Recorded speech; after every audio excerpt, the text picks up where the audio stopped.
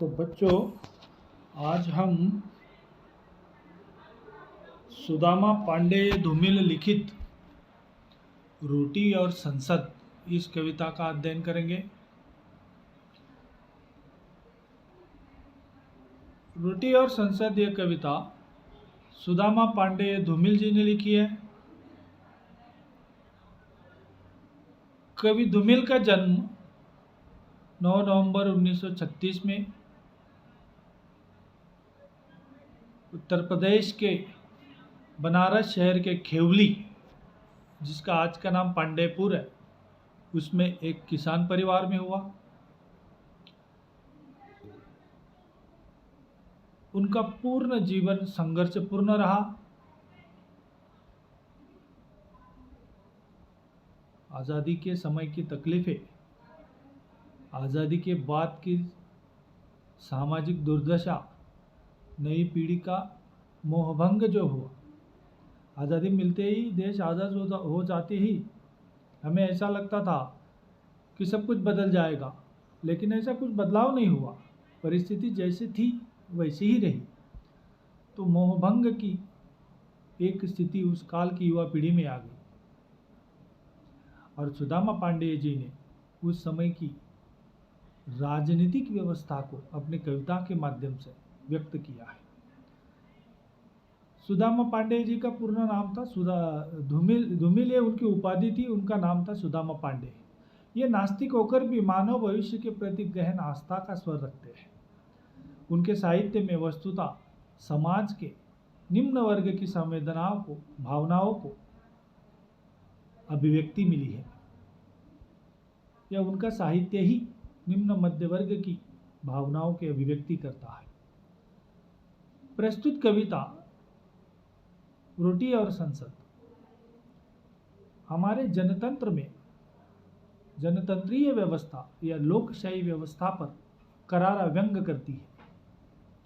संसद की व्यवस्था कैसे चलती है, उस पर गहरी चोट कवि ने इस कविता में की है। कवि ने राजनीतिक व्यवस्था पर अनेक सवाल उठाए हैं। समाज में व्याप्त अमीरी, गरीबी, सामाजिक चढ़ाव उतार, उच्चता नीचता आदि परिस्थिति का चित्रण इस कविता में किया है। ये कविता आपके पाठ्यक्रम में है, इसके कुछ न कुछ उद्देश्य है। तो छात्रों को आज़ादी के समय की सामाजिक और आर्थिक परिस्थिति का, राजनीतिक परिस्थिति का ज्ञान अवगत कराना, कैसे दिन उन लोगों ने बिताए, ये आपको समझाना ये है। राजनीति कितनी बुरी तरह से आम जनता को लूटती है, उस राजनीति का वास्तविक चित्रण कराना ये कविता का उद्देश्य है। सुदामा पांडे धूमिल जी के विचारों से आपको अवगत कराना ये भी इस कविता का उद्देश्य है। और कविता का भावार्थ समझना और उसके द्वारा एक विचारशील व्यक्ति बनने में आगे बढ़ना। कविता केवल 8 पंक्तियों की है, लेकिन जीवन का बहुत गहन अर्थ वो देती है। कविता पढ़ते हैं, एक आदमी रोटी बेलता है, एक आदमी रोटी खाता है, एक तीसरा आदमी और भी है जो न रोटी बेलता है और न रोटी खाता है, वह सिर्फ रोटी से खेलता है। मैं पूछता हूँ, ये तीसरा आदमी कौन है? मेरे देश की संसद मौन है, मेरे देश की संसद मौन है।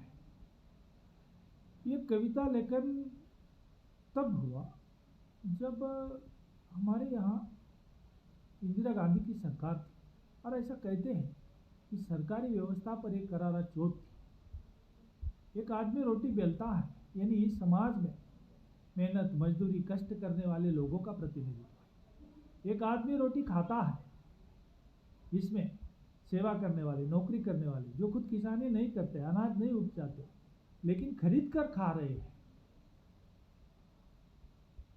जो आदमी रोटी खाता है।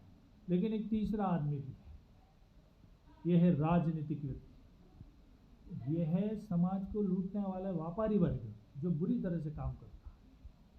तो कवि कहते हैं कि एक तीसरा आदमी भी है इस समाज में, वह न रोटी बेलता है न रोटी खाता है, वो सिर्फ रोटी से खेलता है। यानी आम गरीब जनता के आर्थिक व्यवहारों से खिलवाड़ जो करता है वह रोटी से खेलना, यानी उनकी रोजी रोटी से खेलना, सरकार के द्वारा मिलने वाले उनके पैसे खा जाना।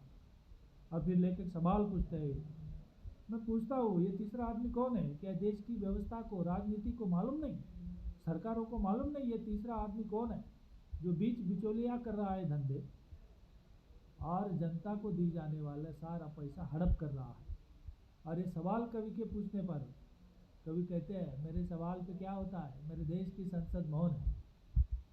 उस संसद का काम है कि इस भ्रष्टाचार को रोकना, इस घुसखोरी को रोकना, गरीबों का निवाला जो छीन रहा है उसको रोकना। लेकिन संसद ऐसे मामले पर मौन रहती है, यानी संसद में जो लोग बैठे हैं वही लोग भ्रष्टाचार और घुसखोरी को बढ़ावा देते हैं। ये इस कविता का आशय है। निष्कर्ष के रूप में हम कह सकते हैं, रोटी के माध्यम से भारतीय राजनीतिक व्यवस्था पर गहरी चोट कवि ने की है। कवि सवाल पूछता है, ये तीसरा आदमी कौन है? वो तीसरा आदमी राजनेता और समाज के बड़े अमीर लोग जो गरीबों का पैसा खाते हैं वह है। देश की राजनीति की भ्रष्ट नीति का, भ्रष्टाचार का पर्दाफाश कवि ने इस कविता में किया है। तो आज इस तरह से हमने रोटी और संसद, यह कवि सुदामा पांडे धूमिल की कविता का अध्ययन किया है। धन्यवाद।